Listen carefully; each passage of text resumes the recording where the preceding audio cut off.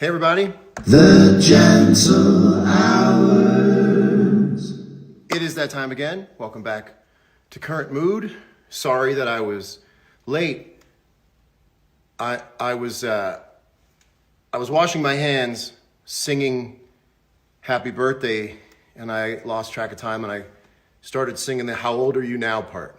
So it was like a minute and a half. How is everyone out there? For that joke. That's what I get for that joke. How's everyone doing? Just looking for a second. I look hot, thank you. It's the first time I've gotten dressed in a week. Last time I got dressed was for last week's Current Mood. Okay, everyone's thumbing up. Can you come and get some apples later? Yes. We're going to talk a little bit about what I've been doing the last week and what you've been doing the last week as we go. Quick shout out. This is my first week of having Topo Chico, and I just want to say, I get it. I get it. Very strange bubble profile. It goes like this. Bubble, bubble, bubble, bubble. Here, I'll show you again. It's a little bit like a beer, like a real clear beer. Here we go. Bubble, bubble, bubble, bubble, bubble. It's really good. So, look, I kind of feel like we're hiding out under the bleachers right now, and outside of the bleachers, there's some very intense stuff going on. So I just want to say before we get to any of it, I acknowledge it's a very strange time for people. I think that the tenor around the virus and talking about pandemics and COVID, I think at first we were finding some humor in it, and now I feel like I'm not sure where the humor is. So we're just going to hide out underneath the bleachers, as I say now, and have a little fun. And I just hope there's someone out there who is a medical professional, a doctor, a nurse, a first responder, someone who had a really long day and is just kicking back for a minute watching this show. That would make me super happy if this was even helping one or two people in that department. So thank you to everyone out there doing that. Grocery store workers, truck drivers. You've heard it a lot, but it bears repeating. I have had a very interesting time the last week.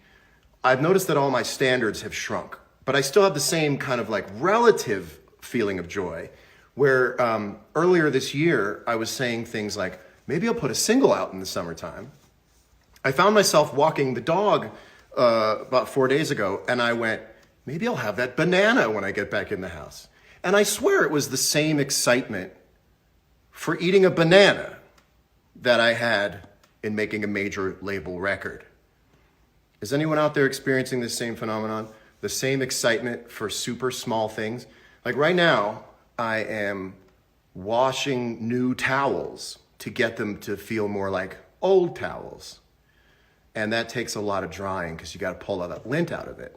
And I'm very excited because after the show, I've got a brand new load in the washer, and I'm going to move that bad boy over to the dryer, and I'm going to run that bad boy on hot 2 or 3 times, and I'm going to pull off basically a cardigan sweater's worth of lint, and I'm going to have a grand old time doing it because there's nothing else to entertain me, and I call that adaptability. I learned how to thaw a chicken. I didn't know how to thaw a chicken before this. Put it in cold water. You don't leave it out. You put it in cold water. How many people learned to do a skill in the last couple weeks that they didn't otherwise know? Go ahead in the bottom, in the comments, and write a skill that you picked up through this time. I will always know how to now thaw a frozen meat. Now I know. Now they tell me. Speaking of food, I am social distancing as good as you can do it. I am not leaving the house at all. In fact, I want to show you something. You see these apples right here? I didn't even go to the supermarket to get these apples. You know where I got these apples? I got these apples off Animal Crossing. I shook a tree and I picked up 3 apples, and that's how I'm now getting my groceries. Here, look, I also have, you might recognize this. This is the flimsy fishing rod. I got this also from Animal Crossing. I'm doing most of my shopping for essentials in Animal Crossing. I also took my flimsy axe to the side of a tree, and I got some wood. So this is very exciting. I might craft something at my table later on. Maybe an end table. Maybe, in the circle of life, another flimsy fishing rod. I just want to applaud the truth in advertising inside of Animal Crossing for putting in the name flimsy fishing rod. You know where you stand when you buy a flimsy fishing rod. More items should say flimsy before you buy them. And I'd be like, yeah, give me the flimsy guitar. I'll take it. Brazil, how are you? Oh, wow, I missed all of these. What did I name my island? I was a serious island namer. I'll just tell you this. I didn't call it a silly one. I was like, I might be here for a while. I'm going to call it something real. Fix your belt, John. Well, okay. All right, great. Now eyes back up here, please. Thank you. Remind me of Tom Hanks in Castaway. I'm having a good time in Animal Crossing. Who out there is playing Animal Crossing? I developed a new custom on my island. When you come to my island in Animal Crossing, my friend Jensen and I did this today, and now it's going to happen anytime someone visits my island.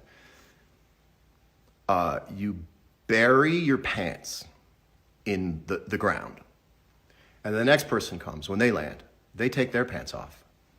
I dig up the pants the other person buried. They put those pants on, and the pants they were wearing into the hole for the next person.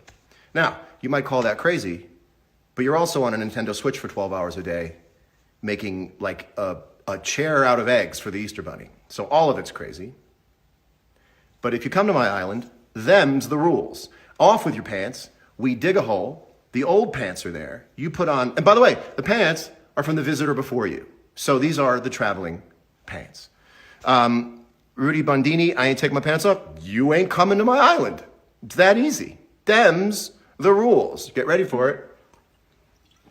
Big bubble, little bubble. It's a curious. What am I talking about? Animal Crossing. It's not super relatable, but those who get it a lot. And that's what I'm interested in. Gary V, what's up? Love that Gary V is here. You realize I ran to come do this show because I was a little late. Not that time matters. I think yesterday was May 8th. And I haven't caught my breath yet. So let me just chill for a second.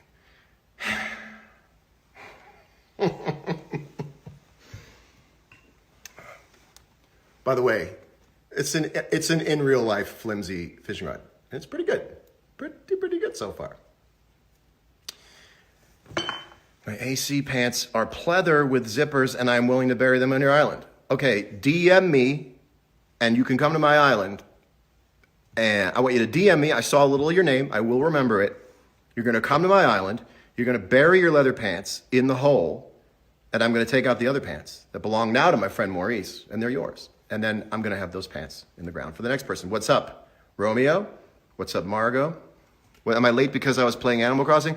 No, I'm late because I was working on this song. I've been working on a song for you that you'll hear at the end of the show for like the last 2 days straight. And I notice I don't hear anybody saying like, where do you get all this free time, John? Because you all know where I get this free time from. How many eggs have I caught with that fishing rod? Well, 10 at a time, and then they break. Nice mustache. It's something to do. I want to look in the mirror and not see me right now. Is that fair? I feel like this is such an outlying time that when I look in the mirror, I want to get comfort from seeing a guy who looks as weird as the times are. And I feel comfortable with that. And then, when it's over, I will take it off. And the theory goes that as soon as I take it off, I will somehow neurologically connect it to March 4th. We'll see. I don't know. What's on the wrist tonight, sir? G-Shock days. I'm not wearing white gold. Sorry. I mean, I've done dickish things in my life, but I'm just not going to walk around with a white gold watch on. This is my mission critical watch, and the mission is staying home and playing Animal Crossing. What did I call my island? Okay.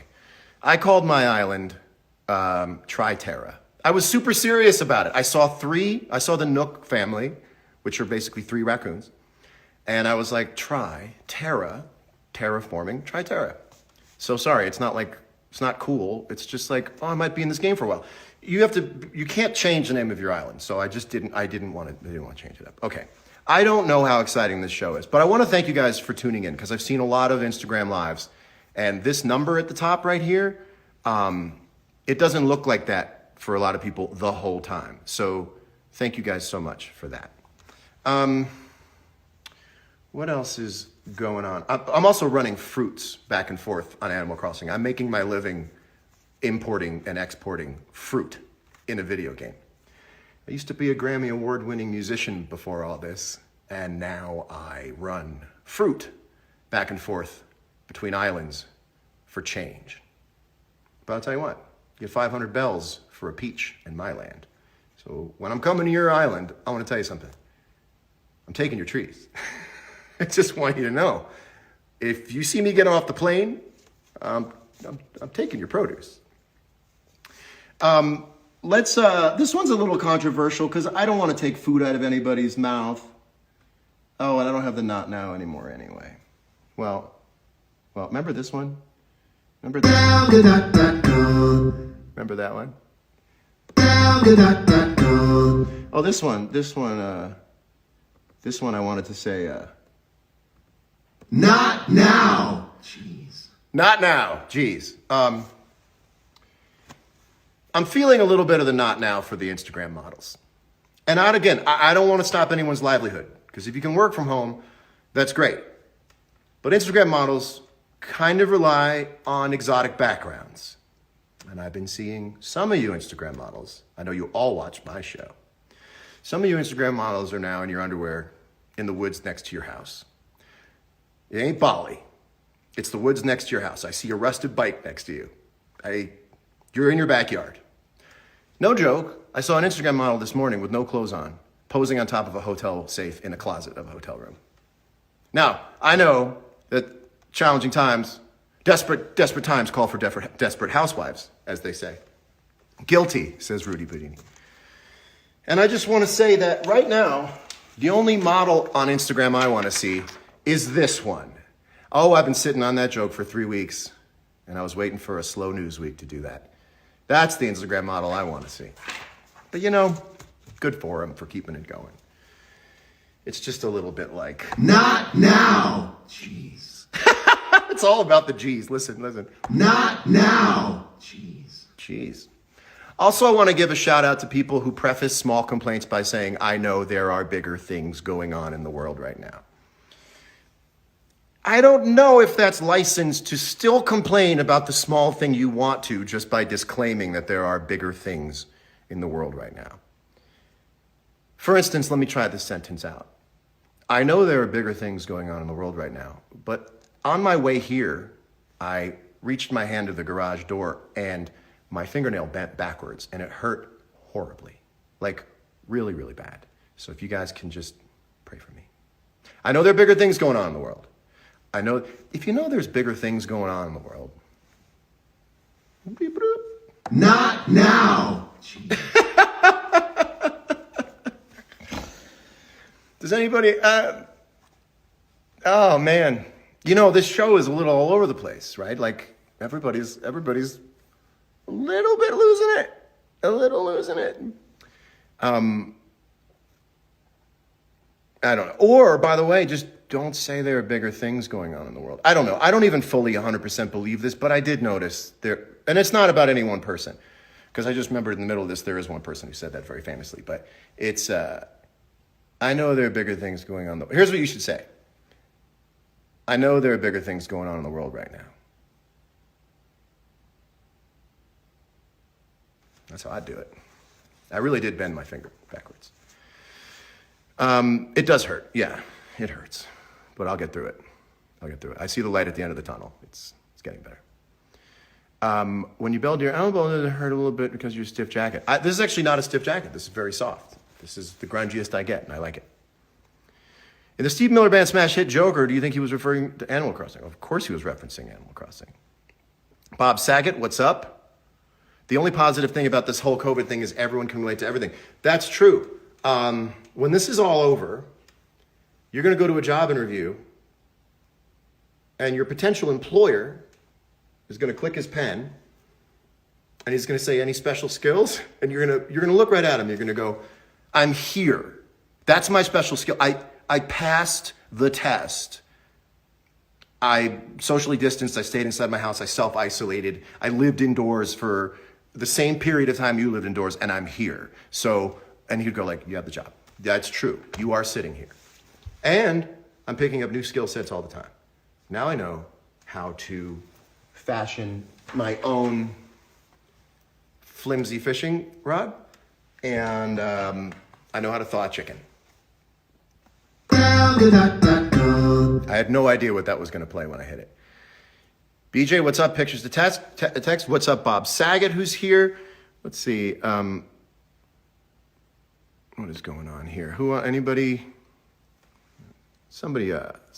Any, if you want to go live, hit me up. We'll go live. Did I blow dry my hair or with a towel? I air dried it, Andy. Air dried it. Andy, do you want to go live? Are you around? Do you want to request and we can talk? Do you want to shoot the shiz? Andy Cohen? Shall we? Shall we? Or would you say, Not now. jeez. Sir Video, I love your stuff.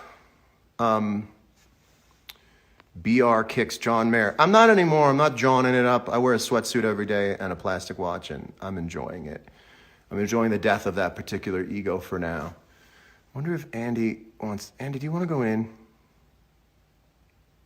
Andy, come on. Andy, come on. He stared COVID-19 in the face, and it backed down. He broke COVID-19's stare. He's Andy Cohen. Andy Cohen, how are you, my friend? How you doing, buddy? Good. God, I was just watching Game of Thrones a little bit. God, by the way, my show is on Bravo tomorrow, right? I mean, at this moment. Watch What Happens Live on tape. So I shouldn't be betraying my, I shouldn't be betraying the fact that I am on tape tonight. Anyway. What if we say this is taped? Can we say right now that my show is taped? I got nothing to lose. Yes. I got nothing to lose. Yes. As Absolutely. So you towel dried your hair? You air dried your hair? I air dried it. I air dried it. Do you ever blow dry it? I used to, and I just don't anymore. I've kind of given sung up. I'm a mountain man now, Andy. You sung it all? You are a mountain man. Are you shaving I it sang all? all day today because I'm not good at hygiene on the face. I'm not good at grooming the face. I took actual like kitchen scissors because I can't grow a beard very well, so it comes straight out like this. So I took like kitchen scissors and took it down a little bit. Wow. John, have you sung yet on Current Mood? My song is coming up at the end of this. This probably accounts for 14 hours of work.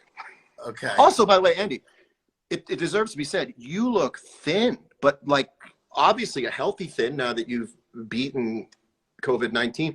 Did you say you had coronavirus or COVID-19? You have the option of picking now. What would you call it?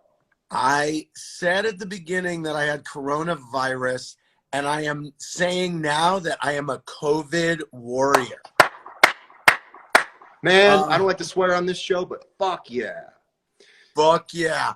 Also, tonight I had a entire frozen Emo's pizza, which is this kind of pizza from St. Louis, and they sent me some, and I was like, God, I want one, and I haven't had a pizza in like a month at least. But does that also mean your appetite's back?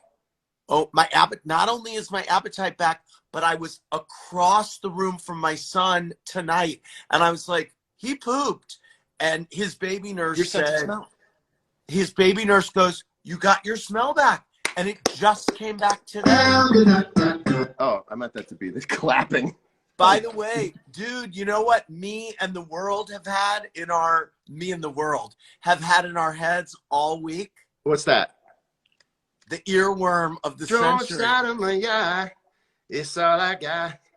I'm all alone on the water. But I don't think anybody knows that I was kind of singing that like an impression of myself. Give it to me again. Don't shine in my eye, it's all I got. I'm all alone on the water. Oh, look at you. Look at you. what's the prevailing feeling you have now that you think is different from people who have not had and recovered from COVID-19? What's the takeaway from this for you right now? Well, the takeaway is, and I think it's important for everyone to remember, and especially, your show brings a lot of people a lot of comfort. And I think it's important to remember that the statistics about coronavirus are that 80% of the cases are something that you can manage and get through.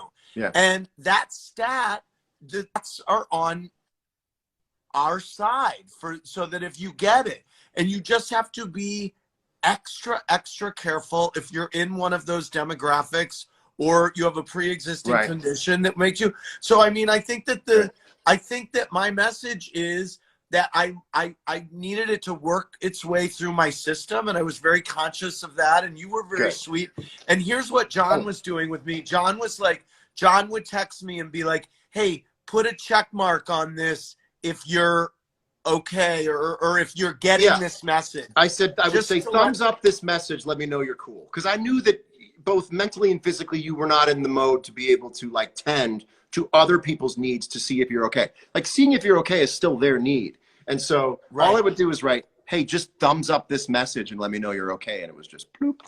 I have a fantasy, and it's just because I hate that this is happening. Do you have this fantasy? I want to get COVID. I want to beat it, but the entire time I have it, and then after I beat it, I want to study medicine, but just enough medicine to help other people.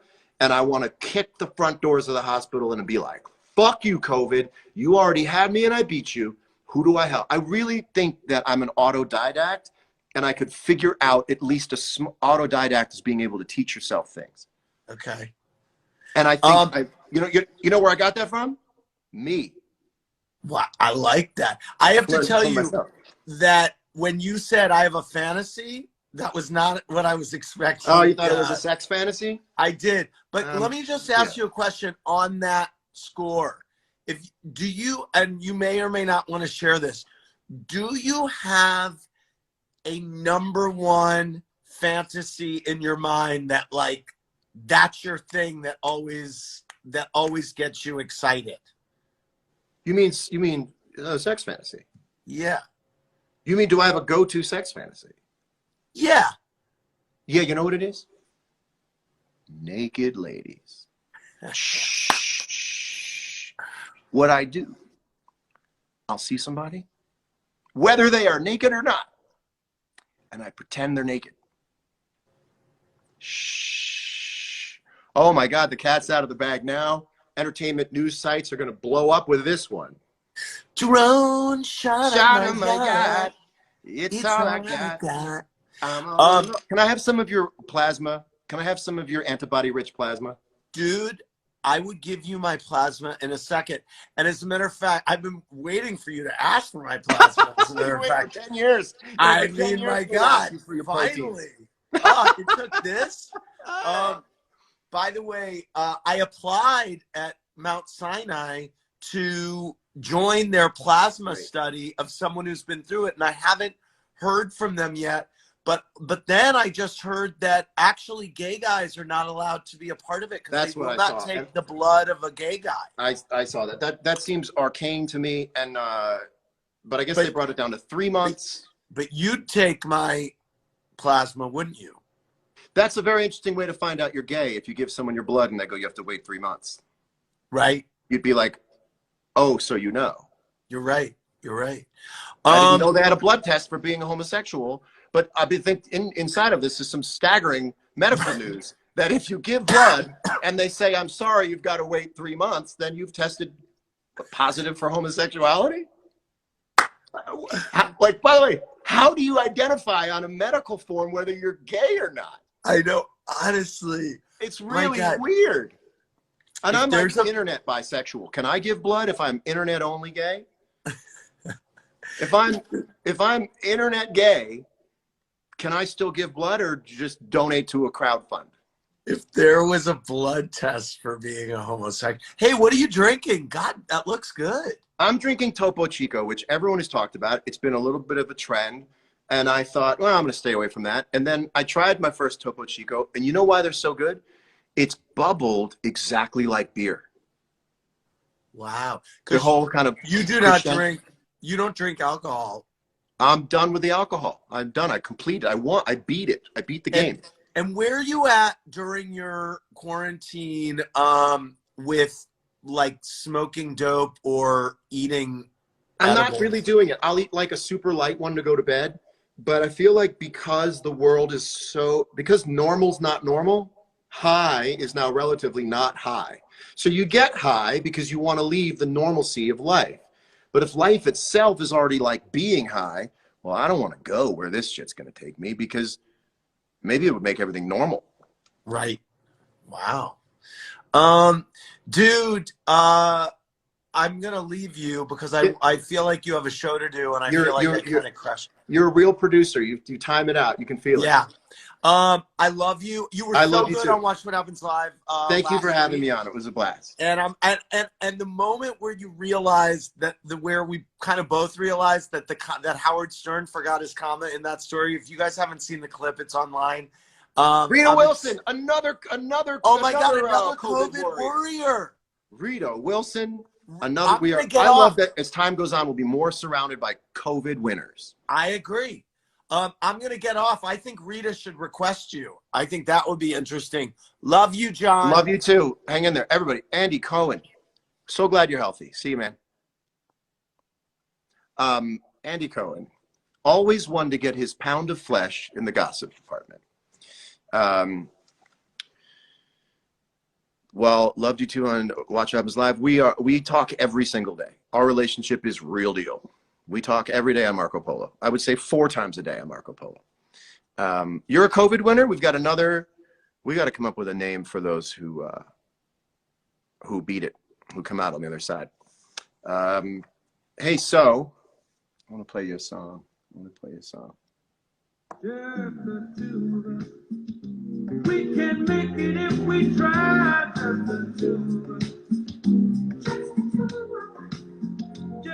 the two of us, building them castles in the sky. Just the two of us, you and I want to remember my friend Bill Withers.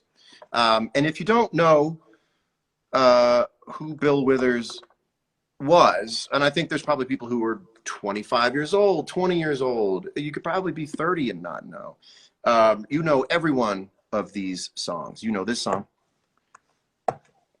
You know this song. You know this song. Ain't no sunshine when she's gone.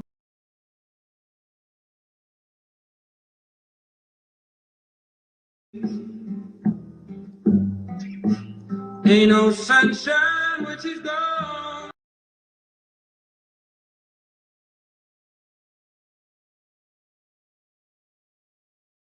Listen to this drum part. Wonder this time where she's gone. Woo-hoo. It's the kick drum. And you know this song? That's Bill Withers.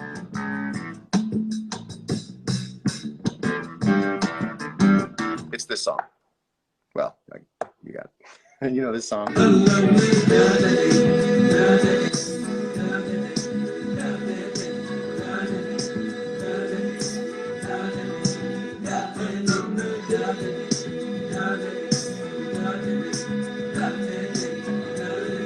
I can't even stop it. I have to fade it out. And it's very hard to lose somebody all the time, but it's also additionally hard to lose somebody in this time, because life as we know it is different feeling. And so it's very hard to quantify the loss of somebody. When I think about people passing away in this time, I just think it's so, by so many orders of magnitude more unfortunate, because the world we know cannot assemble and cannot resemble the world that we've been in enough to fully understand the contrast between somebody was here and gave their all, their entire life to music, and then we lose them. It's very difficult to get a sense of have and have not with somebody when the sort of context, the baseline is so different. And that's why I wrote yesterday in my memoriam for Bill that I just can't wait till we can get together and gather, and we are going to make up for the times we would have already spent this weekend. Best believe if there were people going outside of the house this weekend, you would have been listening to Bill Withers every night you went out, and all afternoon at pool or outside. You would have heard it coming out of every storefront.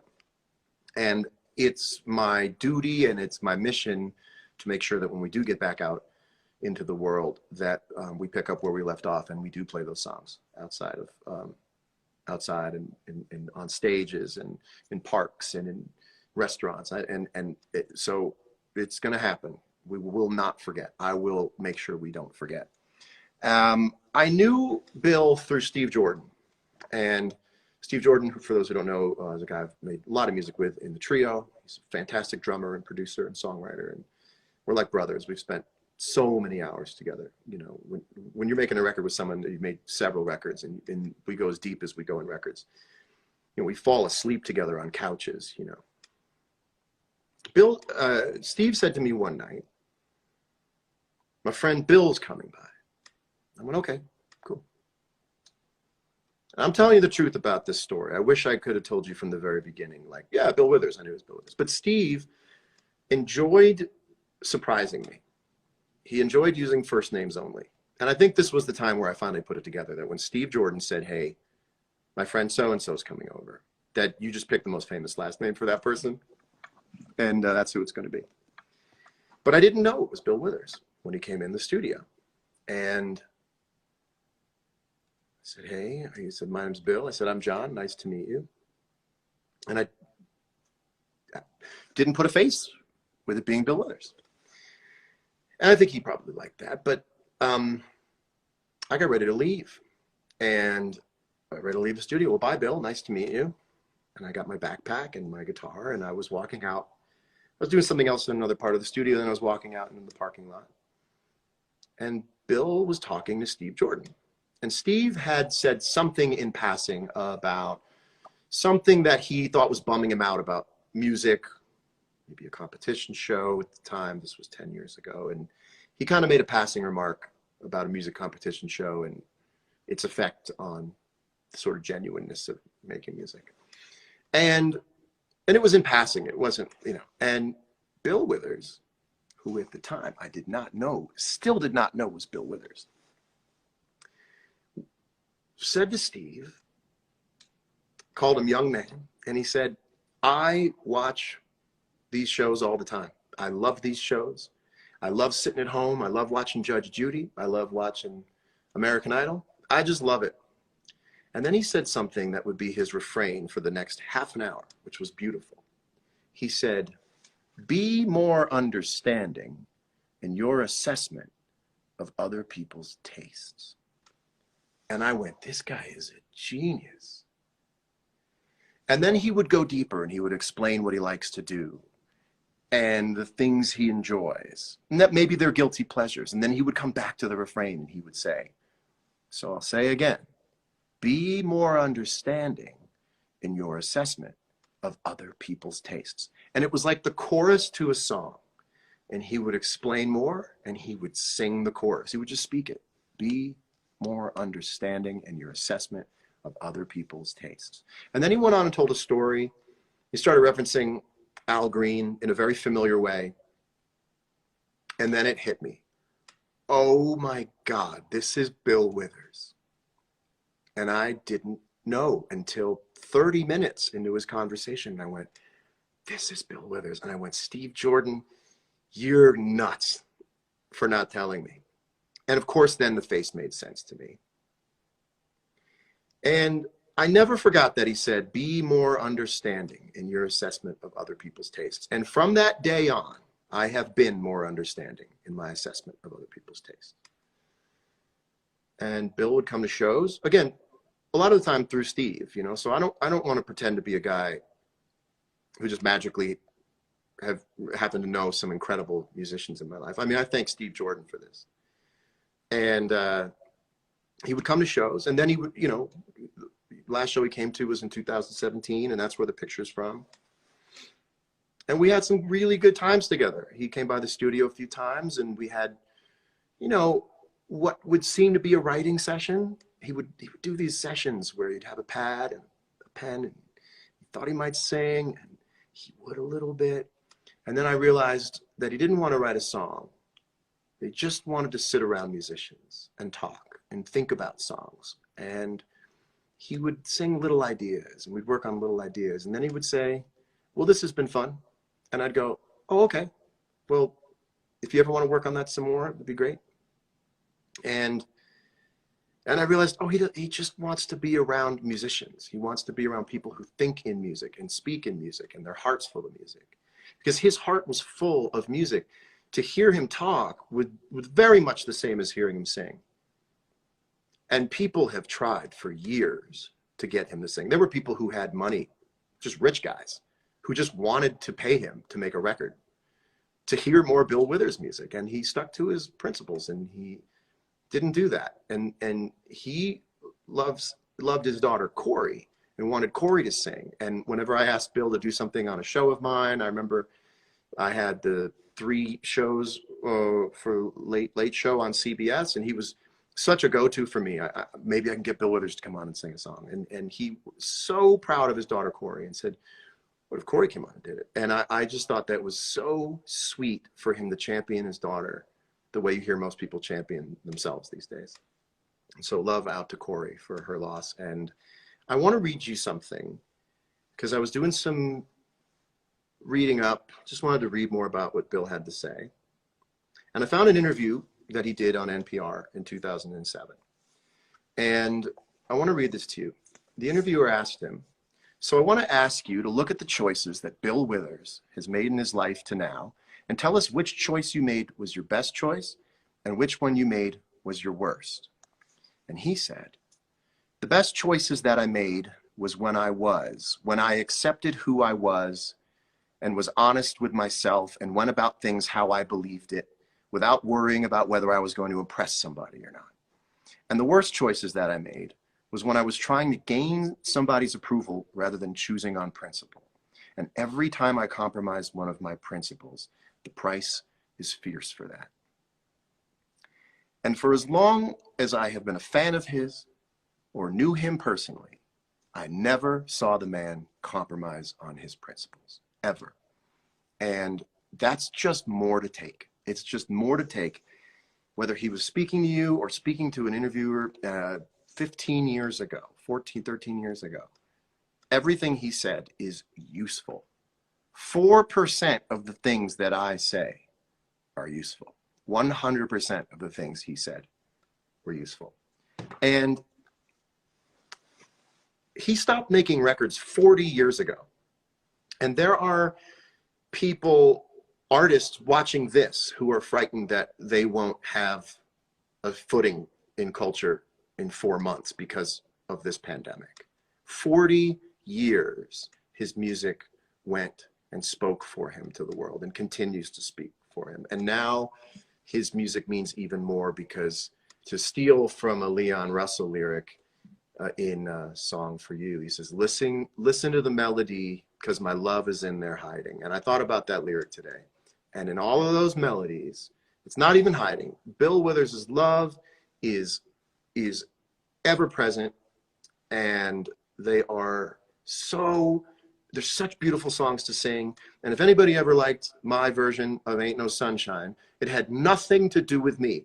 Anybody, I want you to understand this, anybody can sing Ain't No Sunshine, and other people will love it, because the song is sensational and primal and perfect and hymnal and pure elemental poetry. He was an elemental guy. And I went walking around my dog yesterday, and I just thought about him, and the wind was blowing, and the dry grass was crunching under my feet, and I just heard and listened, and I went, when you're an elemental guy, you can be heard in all of the elements forever. And I just had a wonderful, deep, beautiful feeling that when an elemental soul moves on, they're just always going to be in the elements. So one more time, Bill Withers, you will be missed, and we will celebrate you when we get back onto a stage and into a crowd. Thank you for letting me express that, because that meant a lot to me to do. And I have a song I want to sing for you. Thank you guys for watching again. Again, to see 20,000 viewers for 45 minutes means so much to me. Thank you, thank you, thank you. I walked into the house the other day, and I have a mirror facing the door. And I walked in. I don't know if you feng shui experts out there have a problem with that. And I looked in the mirror, and I kind of didn't know who I was looking at. And I had this slight moment of dissociation where I looked at myself and I went, is that me? Is that me? And then I started thinking, is any part of me still me in all of this?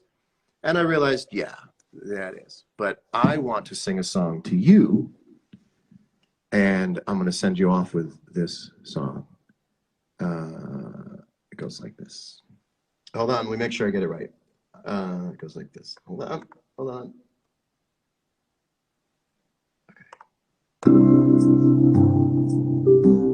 You are still you. You are still fun. Even when you're singing to a crowd of one. Though the present situation can be scary, you're the him or her you were in January, and all your friends will help to see you through. So don't be blue.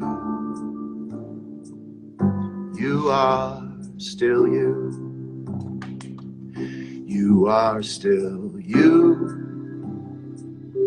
You still got style. Even if you don't put pants on for a while. I know it all can seem to be a bit confusing. All the days and weeks and months you may be losing, running out of clever things to do. But it still holds true. You are still you. You are still you. It will not change. Even though the times we're living in are strange. Even if you cry a couple times a day, I would say it helps to keep the pain at bay. It's certainly as sad can be. But believe you me, you are still you. Thank you so much, everybody, for watching. Love to everyone who's lost somebody. Please hang on. Please hold on to your sanity. Love each other. Talk to each other. Keep each other company. Play Animal Crossing. Watch Game of Thrones. Do whatever you can do. But don't rattle the bars. Don't rattle the bars. Stay on the other side of the room and just enjoy yourself. And when it's over, it'll be over. And let it surprise you when it's over. Keep having as much fun as you can. Cry when you need to. It will keep you human. I love you. Thank you so much for spending time with me. Very, very sincerely. Thank you for hanging out with me. It's the best part of my week. And I will see you all soon. Thank you. Be safe. I love you. Take care.